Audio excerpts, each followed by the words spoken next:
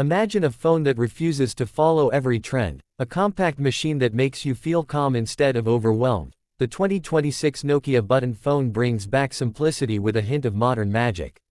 You pick it up and it feels honest, solid in your hand, a tactile keypad that clicks reassuringly, and a battery life that laughs at daily charging.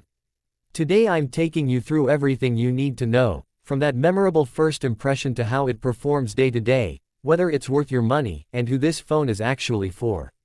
Stay with me, because this little device might be the shortcut to less noise and more focus in your life.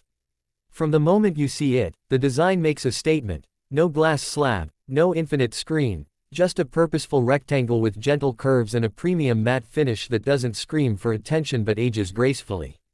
The front face is dominated by a compact, bright color display that's perfectly readable under sunlight, framed by generous bezels that protect the screen and give the phone a vintage but intentional look.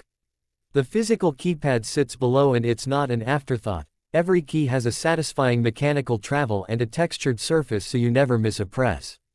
On the sides you'll find a metal feel frame with chamfered edges that catch the light and add a subtle premium touch. The back is clean, with a tasteful camera island and a small, embossed Nokia logo that reminds you of decades of durability. It's lightweight enough to pocket comfortably, yet solid enough that you won't worry about accidental drops. Flip it open, or rather, bring it to life, and the user experience is delightfully straightforward. The screen might be small compared to smartphones, but it's crisp, with sharp text and just enough color to make icons pop. The custom feature phone interface is intentionally minimal, clearly labeled menus, large fonts for easier reading, and a home screen that prioritizes what matters most: calls, messages, and quick access tools like FM radio, torch, and an offline maps shortcut. Navigation via the D-pad or central select button is instant and precise. There's no hunting through nested menus or accidental swipes. For people who want a phone that does its job without distracting from life, this interface is a breath of fresh air. Let's talk about the keypad, because for button phone lovers this is the heart of the experience. The tactile feedback is excellent. Each keypress produces a clean click and the layout is ergonomic.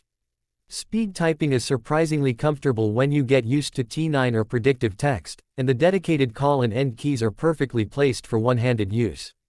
If you're nostalgic for physical buttons, this one nails the feel. Not flimsy, not sticky, just reliably mechanical. For anyone who's tired of smudged touchscreens or accidental taps, the keypad brings calm, intentional interaction. Open the back and you'll appreciate the practical engineering. A replaceable battery, dual SIM slots, and a micro SD slot for expanding storage. That replaceable battery is not a retro gimmick, it's pure convenience. Pop in a spare battery for multi-day trips or replace an old one in seconds if performance dips after years of heavy use. The device supports fast charging as well, so when you do need a quick top-up it won't waste your time. Real-world battery life is where this phone sings. Expect multiple days of normal use, calls, texts, some music playback, and even heavy users will likely hit 2 full days before thinking about charging. For many people that alone is worth the switch. On the camera front, Nokia has kept things honest. A single main shooter that captures clean daylight photos with natural colors and pleasing contrast.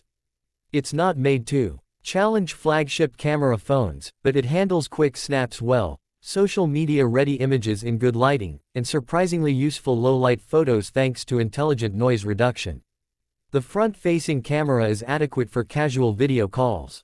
If you prioritize photography, this isn't the device for heavy editing or high-resolution social content, but for everyday life documentation it's more than competent. Performance is smooth for what this phone aims to do. The lightweight OS is optimized to run on modest hardware, so launching apps, switching between music and calls, or opening messages all happen without noticeable lag. The processor and memory are balanced for efficiency, not benchmarks. You won't be gaming in high fidelity, but casual games and basic apps run fine. Call quality is clear and loud, and the onboard speakers are surprisingly well tuned for voice playback and FM radio.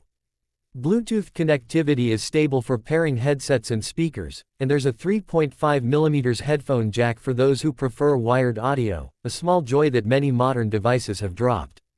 Software-wise, Nokia keeps it functional. Essential apps are onboard, messaging, calendar, notes, voice recorder, FM radio, and a light set of lifestyle tools. There's also a lightweight app store with curated, efficient apps for essential services. The UI is fast, and there's an emphasis on privacy and fewer background processes. For people wanting a simplified digital life, this phone is intentionally liberating. Notifications are fewer, interruptions are minimized, and you can genuinely unplug without losing utility. Now the practical stuff everyone asks about: network support, storage, and pricing.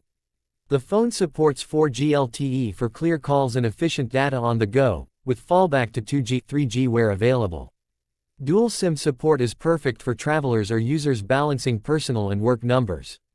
Base storage is modest but expandable via micro SD, so you can keep music and photos on hand. As for price, the value proposition is strong. This is an affordable device aimed at people who want durability, excellent battery life, and a distraction-free experience. It's priced to appeal to students, travelers, minimalists, and anyone who needs a reliable secondary phone. Who should buy this phone? If you crave long battery life, physical buttons, a durable build, and a phone that helps you resist mindless scrolling, this is for you. It's ideal as a primary device for those who mainly call and text, or as a secondary travel phone that won't die mid-trip. It's also a great choice for parents or older adults who appreciate straightforward operation and big, tactile keys. Of course, no device is perfect. If you live inside complex app ecosystems, depend on high-end photography, or need a large touchscreen for productivity, this won't replace your smartphone. The camera and app selection are intentionally limited, and the screen size naturally constrains media consumption and intensive browsing. But those trade-offs are the point. This phone strips away excess and focuses on what matters for many users. So what's my verdict? The 2026 Nokia button phone is a thoughtful, well-made device that revives the best parts of feature phones with sensible modern touches. It's sturdy, comfortable to use, and built to last. It respects your attention while giving you core connectivity, long battery life, reliable calling, a tactile typing experience, and enough smart features to be useful without being overwhelming. For anyone wanting freedom from constant notifications and daily charging, this phone is a refreshing choice. If you're considering switching, ask yourself, do you want less distraction and more dependability? If yes, give this device a serious look. It might not be flashy, but in a world of glass and constant pings, it's quietly brilliant. Thanks for watching. If you liked this walkthrough, hit like, subscribe for more honest reviews, and tell me in the comments how you'd use a device like this in your life. Would you go back to buttons, or are you forever a touchscreen person?